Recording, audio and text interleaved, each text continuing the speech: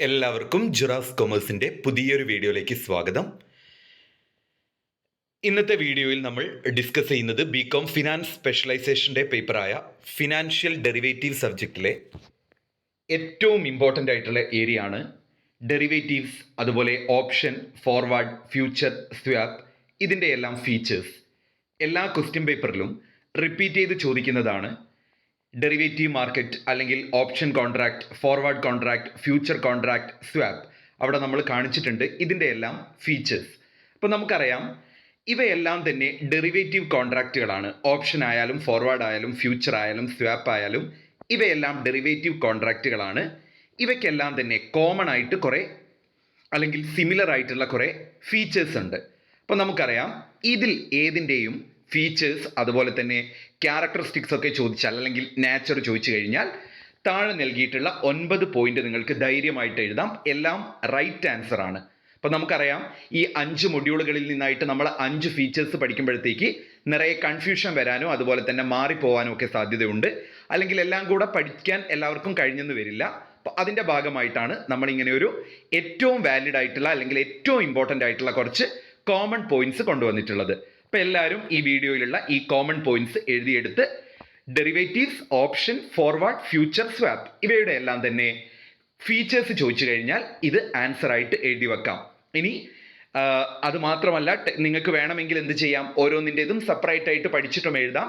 ഞാൻ ഈ video concentrate ചെയ്തത് അവസാന നിമിഷം പഠിക്കുന്നവർ അല്ലേ, ഒരുപാട് സ്റ്റുഡൻസ് ഉണ്ടാവും. നിങ്ങൾ കമൻറ്റ് ചെയ്യണം, പരീക്ഷയുടെ തലേന്ന് അല്ലെങ്കിൽ എക്സാം എടുക്കുന്ന ആ ഒരു 1 or 2 ഡേയ്സ് മാത്രം യൂസ് ചെയ്തിട്ട് പ്രത്യേകിച്ച് ജുറാസിൻ്റെ നോട്ട്സ് വീഡിയോസ് കണ്ട് എക്സാം എഴുതാൻ പോകുന്നവരുണ്ട്. പലരും കമൻറ്റിലൂടെ പറയുന്നതാണ്, എല്ലാവരും അങ്ങനെയാണെന്ന് എനിക്കറിയില്ല. അപ്പം നിങ്ങൾ ഇത്തരത്തിലുള്ള വീഡിയോസ് നിങ്ങൾക്ക് യൂസ്ഫുൾ ആണെങ്കിൽ ആ കാര്യം നിങ്ങൾ കമൻറ്റ് ചെയ്യുക. അതോടൊപ്പം തന്നെ ഫിനാൻസ് ഫണ്ടമെൻ്റൽസ് ഓഫ് ഇൻവെസ്റ്റ്മെൻറ്റിലൊക്കെ കോമൺ പോയിന്റ്സ് വരുന്നുണ്ട്. അപ്പം അത്തരത്തിലുള്ള വീഡിയോസ് നിങ്ങൾക്ക് ആവശ്യമാണെങ്കിൽ ആ ഒരു കാര്യം കൂടെ നിങ്ങൾ കമൻറ്റ് ബോക്സിൽ കമൻറ്റ് ചെയ്യുക. അപ്പം ഞാൻ ഒരിക്കൽ കൂടെ പറയാണ്, നന്നായിട്ട് പഠിക്കുന്ന ഗ്രേഡ് വാങ്ങുന്ന കുട്ടികൾക്ക് ചിലപ്പോൾ ഇതെന്തായിരിക്കും, ഭയങ്കര ടെൻഷൻ ആയിരിക്കും, ഇത് പഠിച്ചാൽ മതിയോ അങ്ങനെയുള്ളവർ. നമ്മളെപ്പോഴും ലാസ്റ്റ് മൊമെൻറ്റിൽ പാസ്സാവാൻ അല്ലെങ്കിൽ ഒരു 30-40 മാർക്ക് കിട്ടി ഒരു ബി ഗ്രേഡ് അല്ലെങ്കിൽ ഒരു സി ഗ്രേഡ് കിട്ടി പാസ്സാവാൻ ശ്രമിക്കുന്ന കുട്ടികളുണ്ടായിരിക്കും. അത്തരത്തിലുള്ളവരെ ഫോക്കസ് ചെയ്തിട്ടാണ് കോമൺ പോയിന്റ് വീഡിയോ ഇറക്കുന്നത്. ഓക്കെ, അപ്പോൾ ആ കാര്യത്തിൽ നിങ്ങൾക്ക് കൺഫ്യൂഷൻ വേണ്ട. നിങ്ങൾക്ക് ധൈര്യമായിട്ട് ഈ 9 point derivatives, option, future, forward, swap ഈ കോൺട്രാക്റ്റുകൾ ചോദിച്ചാൽ എഴുതാം. പോയിന്റ് ഇതാണ്: it is based on underlying asset. Derivative ആയിക്കോട്ടെ, ഈ പറഞ്ഞിട്ടുള്ള ഓപ്ഷൻ, ഫോർവേഡ്, ഫ്യൂച്ചർ, സ്വാപ്പ് പോലെയുള്ള കോൺട്രാക്റ്റുകൾ ആയിക്കോട്ടെ, ഇതിൻ്റെ എല്ലാം തന്നെ വാല്യൂ ഡിറൈവ് ചെയ്തിട്ടുള്ളത് അണ്ടർലൈങ് അസെറ്റിൽ നിന്നാണ്. അതൊരു പക്ക പെർഫെക്റ്റ് ആയിട്ടുള്ള റൈറ്റ് ആൻസർ ആയിട്ടുള്ള ഒരു ഫീച്ചറാണ് ബേസ്ഡ് ഓൺ അണ്ടർലൈങ് അസെറ്റ്. അടുത്തതാണ് യൂസ്ഡ് ഫോർ റിസ്ക് മാനേജ്മെന്റ്.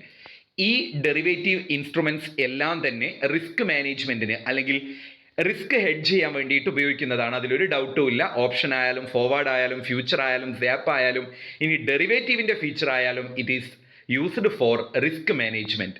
അതേപോലെ തന്നെ ഈ കോൺട്രാക്റ്റുകളുടെ എല്ലാം തന്നെ പ്രത്യേകതയാണ് മിനിമൽ ഇനീഷ്യൽ ഇൻവെസ്റ്റ്മെന്റ്. അതായത് ഇനീഷ്യൽ ഇൻവെസ്റ്റ്മെന്റ് മിനിമൽ ആയിരിക്കും. ദെൻ സെക്കൻഡറി മാർക്കറ്റ് ഇൻസ്ട്രുമെന്റ്, ഡെറിവേറ്റീവും അതിൽ ഉൾപ്പെടുന്ന കോൺട്രാക്റ്റുകളായ ഓപ്ഷൻ, ഫ്യൂച്ചർ, ഫോർവേഡ്, സ്വാപ്പ് ഇവയെല്ലാം തന്നെ എന്താണ്, സെക്കൻഡറി മാർക്കറ്റ് ഇൻസ്ട്രുമെന്റ് ആണ്. അതുപോലെ തന്നെ it's value derived from underlying assets. അതുപോലെ ഓഫ് ബാലൻസ് ഷീറ്റ് ഇൻസ്ട്രുമെന്റ്, ഡെറിവേറ്റീവും അതിൻ്റെ കോൺട്രാക്റ്റുകളും എല്ലാം തന്നെ ഓഫ് ബാലൻസ് ഷീറ്റ് ഇൻസ്ട്രുമെന്റ് ആണ്. അതുപോലെ തന്നെ it is A contractual agreement. ഈ 5 കാര്യവും എന്താണ്, കോൺട്രാക്ച്വൽ എഗ്രിമെന്റ് ആണ്. 2 പാർട്ടികൾ തമ്മിലുള്ള കോൺട്രാക്റ്റ് ആണ്.